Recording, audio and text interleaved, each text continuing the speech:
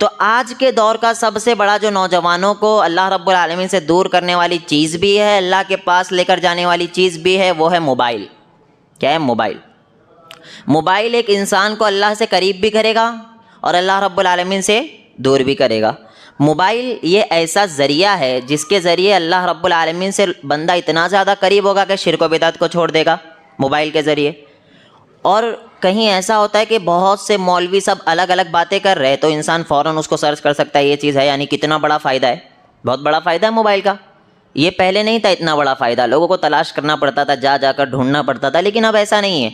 आप तलाश करो। मैं कहता हूँ कि रसूलुल्लाह सल्लल्लाहु अलैहि वसल्लम रफ़ुल यदैन से नमाज़ पढ़ते थे, मिसाल के तौर पर, क्योंकि ये कोई मानने तैयार नहीं आज। रसूलुल्लाह सल्लल्लाहु अलैहि वसल्लम रफ़ुल यदैन से नमाज़ पढ़ते थे। अब मैं अहादीस गिनाना चालू करूँ, बुखारी से चालू करूँ। रसूलुल्लाह सल्लल्लाहु अलैहि वसल्लम रफ़ुल यदैन के साथ नमाज़ पढ़ते, बुखारी 735, बुखारी 738, 780, आमीन बिल जहर। जब आप ऐसी तरीके से देखते जाओगे, बुखारी 725 कि सफ़ों को दुरुस्त कर लो, सफ़ों के दरमियान खाली जगह ना छोड़ो, ये सारी चीज़ें रसूलुल्लाह सल्लल्लाहु अलैहि वसल्लम ने बताया। अब मैं जो बोल रहा हूँ, अब आपको ज़रूरत नहीं कि आप जाकर किताबें खोलो और उसमें तलाश करो, नहीं। आपके पास मोबाइल है, आप उसके अंदर सर्च कर सकते हैं कि बुखारी की 725 नंबर की हदीस कौन सी है, क्या इसमें रसूलुल्लाह सल्लल्लाहु अलैहि वसल्लम ने ये कहा है कि सफ़ों को दुरुस्त कर ले, कदम से कदम और कंधे से कंधा मिलाकर खड़े रहें। आप चेक कर सकते हो कितना बड़ा फ़ायदा है मोबाइल का। बहुत बड़ा फ़ायदा हुआ। जो लोग शिर्क व बिदअत में डूबे हुए हैं उनको हवालों के साथ जब बताया जाए कि अल्लाह से करीब आने का कौन सा ज़रिया है, अल्लाह रब्बुल आलमीन ने किसको शिर्क कहा है, किसको शिर्क नहीं कहा है, तो वो अल्लाह से करीब आता है। ये बहुत बड़ा ज़रिया है मोबाइल। तो जिस तरीके से मोबाइल इंसान को करीब लाता है, उसी तरीके से मोबाइल के ज़रिए इंसान अल्लाह रब्बुल आलमीन से दूर भी होता है। तो कभी भी कोई आलिम दीन या मैं, कोई भी ये नहीं कहेगा कि मोबाइल का इस्तेमाल करना ही हराम है। मोबाइल का इस्तेमाल करना ही हराम है। उसकी मिसाल मैं दूँ, चाकू होती है, छुरी चाकू वगैरह घर में होती है, उससे जब आप सेब काटोगे तो पॉजिटिव यूज़ हो रहा है, खा रहे हो आप सुकून से बैठकर, सेब काट रहे हो या कोई भी चीज़ में इस्तेमाल कर रहे हो, गोश्त काट रहे हो, पॉजिटिव यूज़ हो रहा है, सब्ज़ी वगैरह काट रहे हो, पॉजिटिव यूज़। इसी के अगेंस्ट नेगेटिव यूज़, उससे अगर कोई इंसान किसी को कत्ल करता है तो दोनों आया एक चाकू से।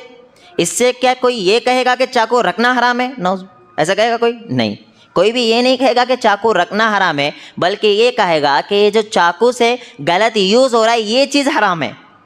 चाकू बजाते खुद हराम नहीं है, उसी तरीके से जो मोबाइल है ये बजाते खुद हराम चीज़ नहीं है। इससे इंसान को बहुत ज़्यादा फ़ायदा है तो बहुत ज़्यादा नुकसान भी है। इंसान के ऊपर डिपेंड करता है कि वो उससे फ़ायदा ले रहा है या उससे क्या कर रहा है, नुकसान निकाल रहा है, किस चीज़ को ले रहा है। और अल्लाह रब्बुल आलमीन ने तो अकल दी है कि इंसान को पता चल जाता है क्या चीज़ सही है और क्या चीज़ गलत है। देखिए रसूलुल्लाह सल्लल्लाहु अलैहि वसल्लम ने कहा, गुनाह वो जो तेरे दिल में खटके और तू आर महसूस करे कि लोग उसको जाने। अब मुझे बताओ, कोई इंसान मोबाइल लेकर बैठा है और उसको ऐसे लगता है जो मैं चीज़ देख रहा हूँ कोई दूसरा आकर देखेगा तो मुझे थोड़ा ऑकवर्ड फील होगा, मैं दूसरे को दिखाना नहीं चाह रहा हूँ। क्या हो गया वो? गुनाह। गुनाह वो जो तेरे दिल में खटके और तू आर महसूस करे कि कोई और शख्स उसे देखे। पता चला अब आप ये महसूस कर रहे हो कि कोई और शख्स नहीं देखे, मेरे मोबाइल में मैं जो चीज़ देख रहा हूँ कोई और ना देखे लेकिन अल्लाह देख रहा। कितनी बड़ी बात है। आप जो है ये तसव्वुर कर रहे हैं मेरे माँ बाप, मैं मोबाइल में जो चीज़ देख रहा हूँ मेरे माँ बाप ना देख सके, मैं बहुत बड़ा वली हूँ मेरे माँ बाप की नज़रों में, तो मेरे माँ बाप वो चीज़ को नहीं देख सके। आप ये कह रहे हो लेकिन अल्लाह देख रहा है, इसका डर नहीं है। खौफ ही मर गया।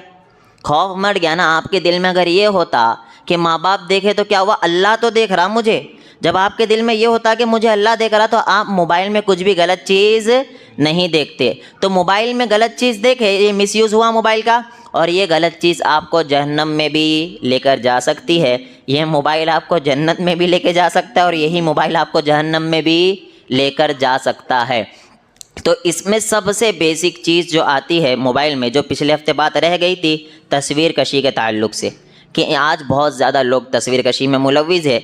इसका हुक्म क्या है? मैंने सरसरी तौर पर बताया था कि तस्वीर कशी बजाते खुद हराम नहीं है। जैसे अभी बहुत से हमारे उलमा, बहुत से लोग फतवा दे दिए थे कि मोबाइल में फ़ोटो वगैरह खींचना, मोबाइल में वीडियो बनाना हराम है, फतवा दे दिए। अब फतवा तो दे दिए, अब कुछ साल के बाद खुद चालू कर दिए। कुछ सालों के बाद, 15 साल 10 साल के बाद खुद चालू कर दिए, वीडियोग्राफी फ़ोटो बनाना खुद चालू कर दिए। इस्लाम की गलत इमेज गई। मतलब उलमा नौज़ बिल्लाह उलमा ऐसा करते जहाँ पर अपना ज़ाती फ़ायदा दिखता तो उस हिसाब से फतवा देते, ऐसा लोग कहने लग जाते हैं। तो हम ऐसा कहेंगे ही नहीं कि ये क्या है, हराम है, क्या फ़ोटोकशी हराम है, ऐसा हम नहीं कहेंगे।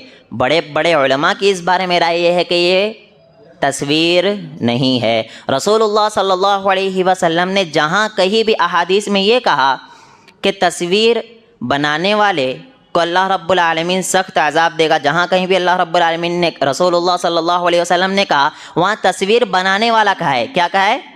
तस्वीर बनाने वाला रसूलुल्लाह सल्लल्लाहु अलैहि वसल्लम ने ये कहा है। और जहाँ कहीं भी अहादीस में आया है कि तस्वीर बनाने वाले को सख्त अज़ाब होगा, तो उसके साथ साथ आप देखोगे ना अक्सर कुत्ते का भी जिक्र आया है। किसका जिक्र आया है? कुत्ते का भी जिक्र आया है कि कुत्ता जो रखेगा घर में और तस्वीर रहेगी तो वहाँ पे फरिश्ते नहीं आएंगे, ये जिक्र आया है। लेकिन कुत्ते को बाज़ जगहों पर रसूलुल्लाह सल्लल्लाहु अलैहि वसल्लम ने इजाज़त दी कि आप रख सकते हो। फॉर एग्ज़ाम्पल, आप खेत के लिए खेती कर रहे हो आप, तो खेती में रखवाली के लिए कुत्ता पालना जायज़ हो गया, रसूलुल्लाह सल्लल्लाहु अलैहि वसल्लम ने बता दिया। घर की रखवाली के लिए घर से बाहर कुत्ता पालना जायज़ हो गया। लेकिन वही हदीस में, उसी हदीस में कुत्ते के बाद जो जिक्र आ रहा है वो किसका आ रहा है? तस्वीर का आ रहा है। पता चला जो फ़ायदा था उसमें रसूलुल्लाह सल्लल्लाहु अलैहि वसल्लम ने उसकी इजाज़त दे दी, कुत्ता पालने की इजाज़त दी ना। लेकिन उसी तरीके से तस्वीर का रसूलुल्लाह सल्लल्लाहु अलैहि वसल्लम के ज़माने में कोई फ़ायदा नहीं था, क्योंकि कैमरा था नहीं, मोबाइल था नहीं, ये आक्स वाला सिस्टम तो था ही नहीं। और वहाँ पर जो तस्वीर बनेगी वो हाथ वाली बनेगी, तो इसके ज़रिए कोई दीन को फ़ायदा हो रहा था? नहीं, कोई दीन को फ़ायदा हो रहा था, किसी की ज़ात को फ़ायदा हो रहा था? हरगिज़ नहीं हो रहा था। तो उसमें तो साफ साफ रसूलुल्लाह सल्लल्लाहु अलैहि वसल्लम ने कह दिया कि तस्वीर बनाने वाले पर अल्लाह रब्बुल आलमीन सख्त अज़ाब देगा तस्वीर बनाने वाले को। लेकिन उस टाइम पर ऐसा कोई फ़ायदा ही था नहीं। और आज के टाइम पर तस्वीर के ज़रिए यानी कि वीडियोग्राफी के ज़रिए कितना बड़ा फ़ायदा हो रहा है, उम्मत का कितना बड़ा फ़ायदा हो रहा है। कई लोग ऐसे हैं सिर्फ इसी के ज़रिए हक़ की तरफ आए हैं। कई लोग आप में भी बैठे होंगे, कई लोग ऐसे जो इसके ज़रिए हक़ की तरफ आए हैं। तो ये तस्वीर जो है बज़ाते खुद वो वाली तस्वीर नहीं है जो रसूलुल्लाह सल्लल्लाहु अलैहि वसल्लम ने हराम की थी, वो वाली तस्वीर नहीं है। रसूलुल्लाह सल्लल्लाहु अलैहि वसल्लम ने हाथ से बनाने वाली तस्वीर को कहा था कि ये तस्वीर बनाने वाले को सख्त अज़ाब दिया जाएगा। लेकिन ये जो है ये है अक्स है। अक्स, आप आईने के सामने खड़े होते हो, आईने के सामने खड़े होने के बाद आप जैसे ही हट जाओगे तो आपकी अक्स भी क्या हो जाता है? हट जाता है। इसमें अल्लाह रब्बुल आलमीन की कॉपी नहीं है। अल्लाह रब्बुल आलमीन ने जो चीज़ बनाई है, हदीस में ये भी आता है ना, कल क़यामत के दिन अल्लाह रब्बुल आलमीन उससे कहेगा कि जो चीज़ तू बनाया था अब इसके अंदर रूह डाल, इसके अंदर रूह डाल। को किस वजह से कि आप अल्लाह रब्बुल आलमीन की कॉपी कर रहे हो। अल्लाह रब्बुल आलमीन ने जो चीज़ पैदा की है उसकी कॉपी कर रहे हो। आप क्या कर रहे हो? कॉपी कर रहे हो। लेकिन आप आईने के सामने खड़े होते तो आपका हक़ आईने के अंदर आता है, तो रसूलुल्लाह सल्लल्लाहु अलैहि वसल्लम ने उसको हराम नहीं कहा। उसी तरीके से जब कैमरे में भी रहोगे तो आपका क्या होता है? वो अक्स होता है। बटन दबाओगे तो क्या हो जाएगा? बंद हो जाएगा। अक्स हुआ तो अक्स बजाते खुद हराम नहीं है। इसकी मिसाल मैं ऐसे भी दे दूं ताकि दलाइल काफ़ी क्लियर हो जाए। इसकी मिसाल मैं ऐसे भी दूं, आप कभी भी देखना कि किसी भी गैर मुस्लिम को या किसी को भी घर के अंदर मोबाइल में फ़ोटो लगाकर सामने रखकर पूजा नहीं करेगा। वो मोबाइल के अंदर फ़ोटो लगाकर सामने रखकर पूजा नहीं करेगा, बल्कि एक फ़ोटो का एल्बम होगा जो दीवार पर लगा रहेगा, तब जाकर वो उसकी क्या करेगा? इबादत करेगा। पता चला अक्स की कोई भी इबादत नहीं करता है, क्योंकि तस्वीर कशी को मना जो किया गया था उसकी एक बड़ी वजह ये भी थी कि इसके ज़रिए लोग शिर्क व बिदअत में मुलव्विज़ हो रहे थे, उसकी आज़मत दिल में पैदा हो रही थी। उसकी दलील ये भी ले लो कि रसूलुल्लाह सल्लल्लाहु अलैहि वसल्लम के टाइम हज़रत आयशा रज़ियल्लाहु अन्हा और साथ ही एक सहाबी रसूल सल्लल्लाहु अलैहि वसल्लम की हदीस मिलती सही मुस्लिम के अंदर कि वो सहाबी रसूल सल्लल्लाहु अलैहि वसल्लम रोज़ा रखा करते थे और बाज़ औक़ात अपने बच्चों को भी अगर ताकत है तो रोज़ा रखा दिया करते थे। और जब बच्चे थोड़ा भूख उनको शिद्दत महसूस होने लगती तो उन्हें गुड़िया बनाकर दे दिया करते थे, ऊन की गुड़िया बनाकर दे दिया करते कि बच्चे इससे खेल लो। गुड़िया बुत है, गुड़िया बुत है ना। लेकिन ये बुत हराम रसूलुल्लाह सल्लल्लाहु अलैहि वसल्लम ने नहीं कहा। क्यों? क्योंकि उसमें ताज़ीम का कोई भी अंसुर नहीं है। जहाँ पर ताज़ीम का अंसुर आता है तो वो चीज़ रसूलुल्लाह सल्लल्लाहु अलैहि वसल्लम ने हराम किया है। जब आप तस्वीर बनाकर निकालोगे वो बाहर आएगी तो इन फ्यूचर हो सकता है कि लोग उसको दीवारों पर लगाने लग जाए इन फ्यूचर। और यही चीज़ से रसूलुल्लाह सल्लल्लाहु अलैहि वसल्लम ने मना किया कि तस्वीर जब निकल गई और बाहर आ गई तो फरिश्ते फिर घर के अंदर दाखिल नहीं होंगे। लेकिन जो मोबाइल है ये उसमें दाखिल नहीं है क्योंकि ये अक्स है। ये तो हमें सिर्फ जवाज़ हमें मिल गया, जवाज़ मिल गया। अब दूसरी चीज़, जवाज़ के ऊपर, जवाज़ को लेकर इतना ज़्यादा तस्वीर खींच रहे, इतना ज़्यादा कि अमेरिका वाले को ये कह देना पड़ा कि आज लोग सिर्फ तस्वीर की वजह से बीमार हो रहे, जहनी दबाव में जा रहे, जहनी मरीज़ बन रहे। क्यों कहना पड़ा उसको? तो देख ही रहा है ना कि भाई वहाँ के डॉक्टर जब देख ही रहे कि लोग इतना ज़्यादा जहाँ जा रहे सेल्फी, वहाँ जा रहे सेल्फी, और इतना ज़्यादा ये सेल्फी का कीड़ा उनको पड़ जा रहा है, ये सेल्फी का कीड़ा कि सेल्फी नहीं लेंगे तो बीमार हो जा रहे। क्या सेल्फी वो नहीं ले रहे हैं तो बीमार हो जा रहे? खाना खाए, चलो खाना क्या खाए उसका फ़ोटो लेकर डाल रहे, खाना क्या खाए फ़ोटो लेकर डाल रहे, और बाकायदा लिखते फला फला जगह गया हूँ, ये होटल में फला ये खाना खाया हूँ, ये डाल दिए। अब दूसरी चीज़ घुमाकर, क्योंकि इससे क्या होगा पता है, आप जिस टाइम नहीं डालोगे उस टाइम आपको अजीब लगेगा यार मैंने ये काम नहीं किया, तो इसका क्या हुआ, आपको इसकी लत लग गई है। और रसूलुल्लाह सल्लल्लाहु अलैहि वसल्लम के ज़रिए अल्लाह ने कुरान में क्या कहा, वला तुल्कू बिअयदीकुम इला तहलुका, अपने हाथों से अपने आप को बर्बाद ना करो। अच्छा बीड़ी क्यों हराम कहते हैं हम, सिगरेट क्यों हराम कहते हैं? हमारे बहुत से भाई उसको मकरू में डाल दिए, हमारे बहुत से भाई मकरू वकरू कुछ भी नहीं है। क्यों? उसकी दलील भी पूछ लो।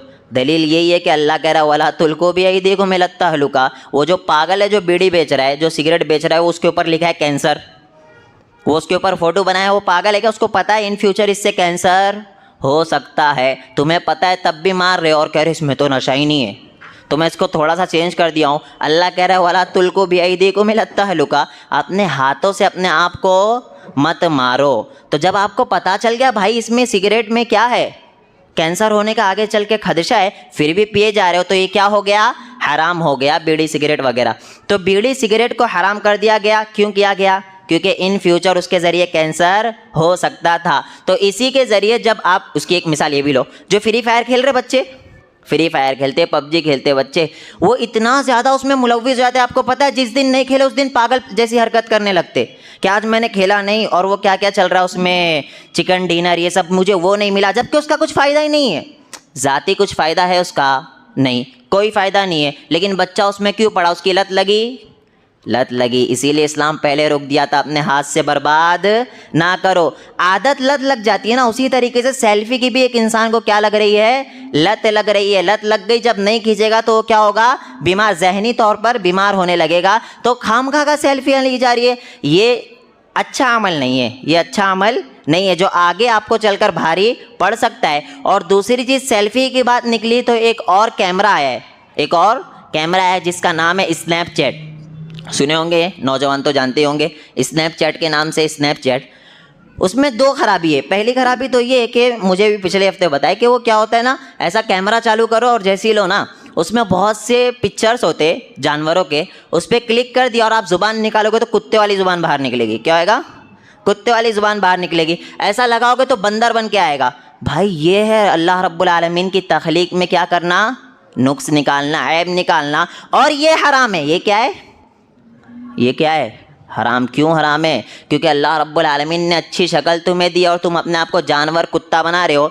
मतलब चाहते थे आपको कुत्ता पैदा किया जाए, आपको जानवर पैदा किया जाए, तो ये क्या बेवकूफ़ी कि अपने आप को जानवर, कुत्ता बना के निकाल रहे हो और इसमें ऐप भी नहीं समझ रहे। 4-5 लोग को खड़े रह रहे लेकिन मिक्की माउस बना के निकाल के उसको डाल रहे, उसको आगे शेयर किया जा रहा है, और साथ ही साथ इसमें किसी तरीके का ऐप नहीं समझ रहे, कोई ऐप नहीं। वो बाजू में और बताते ज़ुबान निकाल, वो निकालता है, वो कुत्ता बन जाता है, और उसका फ़ोटो लेते और फ़ौरन उसको शेयर कर देते। तो मेरे भाई ये अल्लाह रब्बुल आलमीन की तख्लीक में क्या है, मजाक है। आपको शर्म नहीं आती? अल्लाह रब्बुल आलमीन क्या कह रहा है, लक़द ख़लक़नल इंसान फ़ी अहसनी तक़वीम। अल्लाह ने इंसान को बेहतरीन तरीके से पैदा किया, खूबसूरत बनाया अल्लाह रब्बुल आलमीन ने इंसान को। तो खूबसूरत जब अल्लाह ने बनाया तो तुम अपने आप को क्यों उल्टा सीधा बना रहे हो? तो ऐसा आपको हरगिज़ नहीं करना। अपने बच्चों को भी रोका करो, अपने बच्चों को भी इन कामों से रोका करो। और इसी में एक और चीज़ आई है कि जब शादी ब्याह के मौके पर जाते हैं, शादी ब्याह के मौके पर, शादी ब्याह से थोड़ा सा पहले ले लो, थोड़ा सा पहले, जब आप कहते हो कि मुझे फ़लाँ दुल्हन का फ़ोटो, लड़की वाले का फ़ोटो आता है, पहले फ़ोटो बताओ करके, उसमें इतना एडिटिंग, क्या इतना एडिटिंग कि कल को जाकर क्या होता है, लड़ाई झगड़े। क्या होता है कल को जाकर, ये तो ऐसी दिख रही नहीं थी, अब कैसे चेंज हो गई, अचानक चेंज। इसीलिए रसूलुल्लाह सल्लल्लाहु अलैहि वसल्लम ने सहाबी रसूल सल्लल्लाहु अलैहि वसल्लम को कहा था, सहाबी रसूल, अल्लाह के रसूल सल्लल्लाहु अलैहि वसल्लम के पास आए, अल्लाह के रसूल मुझे फला औरत अंसार की है, वो पसंद आ गई है, तो मैं निकाह का पैगाम भेजना चाहता हूँ। तो रसूलुल्लाह सल्लल्लाहु अलैहि वसल्लम ने उनसे कहा, क्या आपने जाकर देखा है उन्हें? मैं देखा तो नहीं। उन्जुर इलैहा, जाकर फ़ौरन आप क्या करो, उसे देख लो। अल्लाह के रसूल ने कहा लाइव देखने के लिए कहा, ये वजह यही है कि कल को जाकर लड़ाई झगड़े ना हो, लड़ाई झगड़े ना हो। आज जो होता है एडिटिंग वाले फ़ोटो पूरा भेज दिए गए, एडिटिंग वाले फ़ोटो, और उसके पास आते अरे बहुत अच्छे, घर वाले भी एग्री कर लेते, और आज तो माल दौलत देख रहे, क्या देख रहे, माल दौलत रुपया पैसा। और जिसकी शादी होने वाली उसको तो कोई इंटरेस्ट ही नहीं हो, बेचारा बैठा हुआ है, पूरा फिक्स कौन कर रहा है, घर वाले। और क्या कहते हैं, हमें पता है तेरी शादी कब करना है, हमें पता है तेरी शादी। भाई शादी आपको करना है वो लड़के को करना है।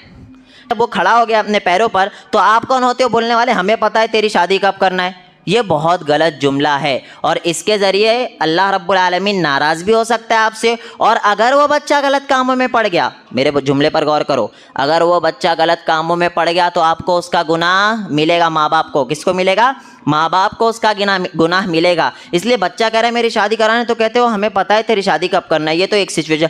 दूसरा सीन ये है कि वो लड़के को पसंद भी नहीं करने देते। वो लड़का अगर कोई पसंद बता रहा है तो इसको बहुत बड़ा ऐप समझाता है, लड़का पसंद बता रहा है, मतलब साहबी रसूल सल्लल्लाहु अलैहि वसल्लम जो अपनी पसंद बता रहे, इससे बड़े मुत्तकी परहेजगार आज की औरतें हो गई है हमारे घर की ख़वातीन, उससे बड़े मुत्तकी परहेजगार नाउज़ बिल्लाह हो गई कि साहबी रसूल सल्लल्लाहु अलैहि वसल्लम आकर कह रहे मुझे वो औरत क्या आ गई है, पसंद आ गई है। यानी पसंद का इजहार करना क्या है, ये जायज़ नहीं बल्कि अच्छा अमल है, क्योंकि आपको आगे चलकर क्या करना है, अपनी लाइफ बसर करना है ना। जब घर वाले पसंद करके लाएंगे और लड़का देखा तक नहीं है, लड़का देखा तक और वाकई में नहीं, सिर्फ फ़ोटो में दिखाया जाता है, असली में अगर देखने का कह दे तो इसे बहुत बड़ा ऐप समझा जाता है, इसे बहुत बड़ा ऐप समझा जाता है। इस ऐप को ख़त्म करो। क्या करना है, खामखा का सब घरों पर जाकर नहीं देखना है, खामखा का सब घरों पर जाकर नहीं देखना है। कोई लड़की यानी पक्का इरादा हो गया कि मुझे यहाँ निकाह करना ही है, पक्का इरादा हो गया, तब जाकर उन्जुर इलैहा, तब जाकर आपको नज़र देखना पड़ेगा। वो भी किसके साथ, महरम की मौजूदगी में, वो लेडीज़ का महरम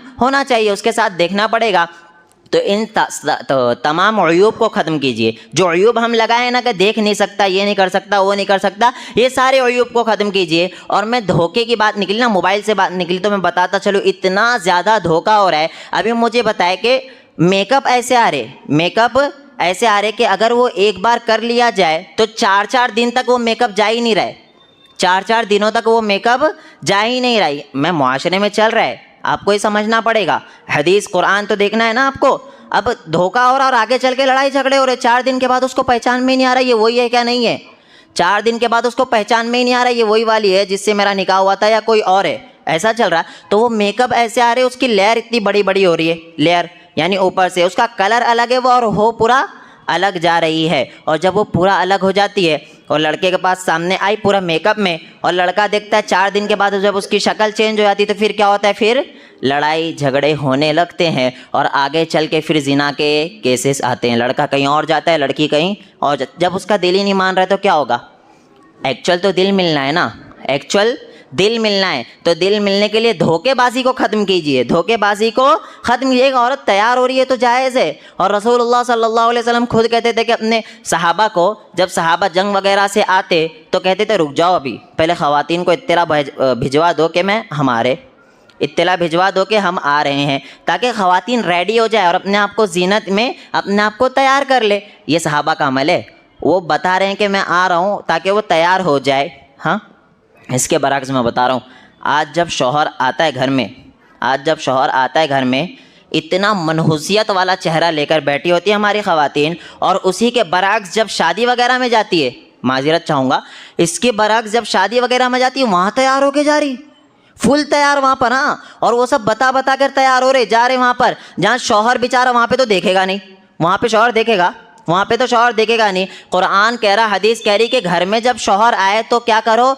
सबसे अच्छी औरत कौन है, वो औरत है जो शौहर उसकी तरफ देखे तो मुस्कुरा दे। क्या करे, मुस्कुरा दे। कितने केसेस आए हैं कि भाई शादी हो जाती है 4 दिन के बाद वो बोल रहा है मेरी औरत तो ऐसी थी अचानक चेंज हो गई है, इसमें इतनी ज़्यादा तब्दीली आ गई है, और फिर वो कह रही नहीं इधर का पानी मुझे सूट नहीं कर रहा है। फिर ये बात आ जाती है कि मुझे इधर का पानी सूट नहीं कर रहा है, वो बेचारा टेंशन में बैठा हुआ है, फिर वो घर के बाहर जाता है और फिर आप जानते हो दूसरे रास्ते खुलने लग जाते। ये सारे रास्तों को इस्लाम ने मोहर लगाई, नहीं खलास ये बंद है। और ये बंद होगा कब बंद होगा, ये जब आप इस्लामी तरीके से शादी करोगे। लड़का लड़की को देख सकता है नहीं, बोलो देख सकता, लड़की लड़के को देख सकती नहीं, देख सकती, कोई इशू नहीं है, इस्लाम ने इसको बता दिया, देख सकते, दोनों एक दूसरे को पसंद कर सकते, नहीं कर सकते, कर सकते, वो भी इस्लाम ने बता दिया। लेकिन वो वाला नहीं, पहले चैटिंग वाला, मुझे बताया भी एक, वो मैं किसी खुतबे में बता दिया कि पसंद की शादी जो जायज़ है, बल्कि अच्छा अमल है, साहबियात भी पसंद की, कोई पसंद आ गया तो निकाह का पैगाम भेजते और शादी कर लेते। तो मुझे बताया गया कि इमाम साहब ने कहा है पसंद की शादी जायज़ है, तो वो क्या बता रहे, 1-2 साल पहले से चैटिंग पे ऐसा पसंद कर रहे एक दूसरे को, क्या कर रहे, पसंद कर रहे, मैसेजेस पे खूब बात कर रहे, पसंद की शादी तो जायज़ है। ये वाली पसंद की जायज़ नहीं है मेरे भाई, ये वाली पसंद की जायज़ नहीं। क्यों? क्योंकि वो गैर महरम से बात करना आपके लिए जायज़ नहीं है। अगर कोई आपको पसंद आ गई तो इज़्ज़त से आप क्या करोगे, माँ बाप को मेरा रिश्ता लेकर वहाँ चले जाओ, कबूल हो गया तो भाई बहुत अच्छी बात है, नहीं हुआ तो खल्ली वल्ली उसको छोड़ दो, क्या करो, नहीं हुआ तो छोड़ दो। खामा टेंशन, अरे भाई हो ही नहीं रहा है, हो ही नहीं रहा है, हो ही नहीं रहा, ना इबादत सही से हो रही, ना रोज़ा सही से हो रहा, ना घर में, और फुल टेंशन में लड़ाई झगड़े फिर हो रहे हैं। हमारे को इस्लाम ने बताया, आप पैगाम भेज दिए, कबूल हो गया तो ठीक है, कबूल नहीं हुआ तो क्या करो, उसे छोड़ दो। अब आप क्या करो, दूसरी जगह देखो। लेकिन ये हरगिज़ जायज़ नहीं कि आप पहले से चैटिंग वगैरह करते हुए बैठ रहे हैं। ये मोबाइल सबब बना, नहीं बना, बना मोबाइल सबब। ये चैटिंग आपको जहन्नम में ले जा सकती, नहीं जा सकती, जा सकती, सबब बना, बना। ये मोबाइल के ज़रिए आप कोई दीनी चीज़ सुने, जन्नत में ले जा सकता, नहीं जा सकता, सबब बना, बना। एक अहम चीज़ बता के बात मैं ख़त्म करूँ, तस्वीर कशी की बात के ताल्लुक़ से ये सारी चीज़ें क्लियर होते चले कि तस्वीर कशी तो जायज़ हो गई, लेकिन ये बहुत अहम मसला है ना। मैं ये भी बताया कि खामखा का जो उल्टी सीधी तस्वीर ले रहे हैं, अच्छा अमल नहीं है, नहीं लेना चाहिए। और दूसरी चीज़ जो एक है ना कि तस्वीर ले रहे हैं, उसके पीछे गाने लगा रहे, क्या कर रहे, उसके पीछे गाने लगा रहे, वीडियो बना रहे, उसके पीछे क्या कर रहे, बैकग्राउंड में गाने लगा रहे, वीडियो बना रहे, बैकग्राउंड में किसी भी मूवी वगैरह का डायलॉग चल रहा है आजकल। मुझे बताओ, आप अपना गुनाह झेल लोगे? अपना गुनाह झेल लोगे? अपना गुनाह नहीं झेल पाएगा इंसान कल क़यामत के दिन, दूसरों का क्यों ले रहे हो अपने कंधे पर? जब हम अपना नहीं झेल सकते, कभी बैठकर मुहासिबा करना मेरा गुनाह कैसा है। जब गुनाह देखोगे तो सोचोगे मैं जन्नत में नहीं जा सकता, जन्नत के मुताबिक मेरे आमाल है ही नहीं। जब हम अपने गुनाह नहीं बर्दाश्त कर सकते तो दूसरों का बोझ अपने कंधों पर क्यों ले रहे हो मेरे भाई? मत लो। क्यों? क्योंकि आपने जब लगाया स्टेटस पर गाना, कितने लोग सुने? कांटेक्ट में 100 होंगे, 150 होंगे, 200 होंगे, कितने भी होंगे। अरे भाई, एक का बोझ नहीं झेल सकते, 150 का झेलोगे? 150 का बोझ झेलोगे? आपने गाना लगाया, 150 लोग सुने, वो 150 लोगों का गुनाह किसके खाते में आया? जिसने गाना लगाया था। यही चीज़ मैं समझाना चाह रहा हूँ, जिसने गाना लगाया था उसके खाते में वो सारा का सारा गुनाह आया। और किसी ने शेयर कर दिया, किसी ने आगे लगा दिया, फिर क्या हो गया? सवाबे जारिया, सवाबे जारिया, फिर गुनाह जारिया हो गया मेरे भाई। सवाबे जारिया तो इंसान, सवाब जारिया में तो सोचना चाहिए भाई, यहाँ सवाब जारिया हो रहा है, ये अमल कर लूँ, ये करना नहीं चाह रहे। और यहाँ जहाँ गुनाह जारिया हो रहा है, वो गुनाह जारिया लेने के लिए तैयार है। मेरे भाई, ऐसे अमल मत करो कि यार तुम दुनिया से चले तो गए लेकिन आपको गुनाह मिलते जा रहा है। रसूलुल्लाह सल्लल्लाहु अलैहि वसल्लम की सही हदीस के मुताबिक जन्नत में दर्जात बुलंद हो रहे। क्यों बुलंद हो रहे? तेरी नेक औलाद है, तेरे हक में क्या कर रही है? दुआएँ कर रही है। और उसी के बरक्स से गुनाह करके गए हो, गुनाह को फैलाते हुए गए हो, तो आप जहन्नम में नहीं जाओगे, जहन्नम में भी दर्जात बुलंद होते हुए चले जाएंगे। तो इससे परहेज़ करो कि आपको गाने हरगिज़ नहीं लगाना है। एक होता है इंसान यार अकेले में कर रहा है, और उसका और अल्लाह का मामला है, क्या है? उसका और अल्लाह का मामला है। लेकिन उसको जब आप प्रमोट कर देते हो, पूरी पब्लिक में बता देते हो, ये अल्लाह और उसका मामला नहीं हो गया, आप पब्लिक भी उसमें इन्वॉल्व हो गई। क्या हो गई? पब्लिक भी उसमें इन्वॉल्व हो गई। तो उन सारों का गुनाह किसके खाते में आएगा?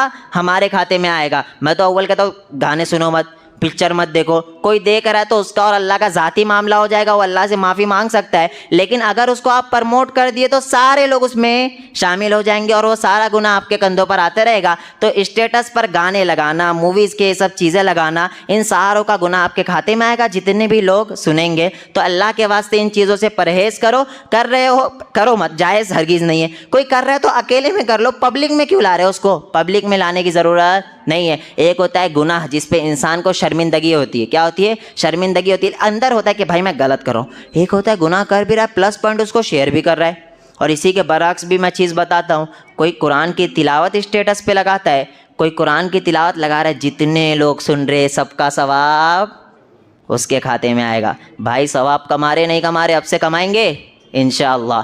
अब से सवाब कमाओ, गुनाह कमाने की ज़रूरत, गुनाह कमाए वैसे आ जा रहा अपने खाते में, कमाने का तो सवाल ही पैदा नहीं, और अपने आप आ रहा तो आप कमा रहे हो उसको प्लस में, नहीं मेरे को गुनाह होना, फिर क़यामत के दिन पता चलेगा, जब उधेड़ेगा अल्लाह रब्बुल आलमीन तब पता चलेगा। तो हमें क्या करना है, हमें सवाब कमाना है। कुरान मजीद लगाइए, अच्छी अच्छी वीडियोस लगाइए जिसके ज़रिए आपको भी फ़ायदा हो और लोगों को भी फ़ायदा हो। जितने शेयर करें सारों का सवाब आपके खाते में आएगा। गाने वगैरह से परहेज़ करें और बाकी बातें इंशाअल्लाह होती है।